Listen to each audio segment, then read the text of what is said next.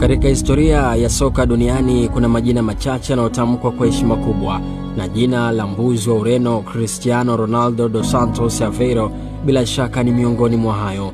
Ronaldo si tu mchezaji wa soka, bali ni mfano wa kuigwa wa mamilioni ya watu duniani, si kwa kipaji chake cha kuwatesa makipa na kuvunja rekodi, bali kwa nidhamu, juhudi na moyo wa kutokata tamaa.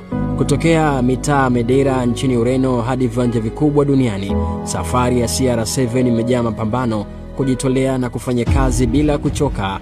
Alizaliwa akiwa duni kabisa, lakini mwanaume alipambana hadi kufikia mafanikio ya juu. Uwanjani, Ronaldo ni mashine ya magoli. Kasi yake, nguvu yake, uwezo wa kuruka juu na umalizaji wake vinafanya awe tishio kwa beki yote ule. Amecheza na kufanikiwa kushinda mataji katika ligi kubwa duniani.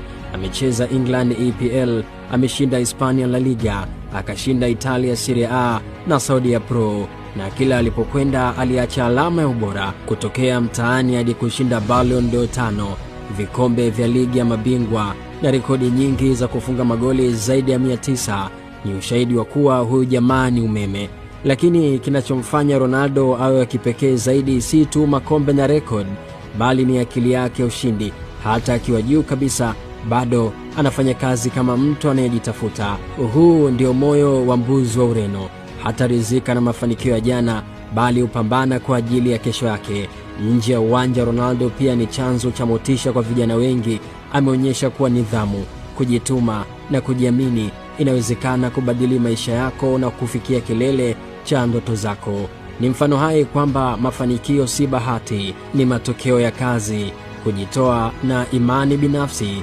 Kwa kifupi, Cristiano Ronaldo si nyota kawaida, yeye ni nembo ya ushindi. Historia ya soka itamkumbuka kama mmoja wa wachezaji wakubwa kabisa kuwahi kutokea katika ulimwengu huu, lakini zaidi ya yote, dunia itamkumbuka kama mtu aliyethibitisha kwamba hakuna lisilowezekana kwa anayejituma.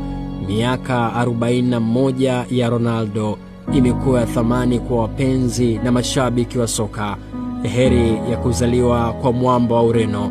Heri ya kuzaliwa kwa mwanasoka bora kuwahi kutokea katika historia ya mpira. Mimi ni Steve Champion.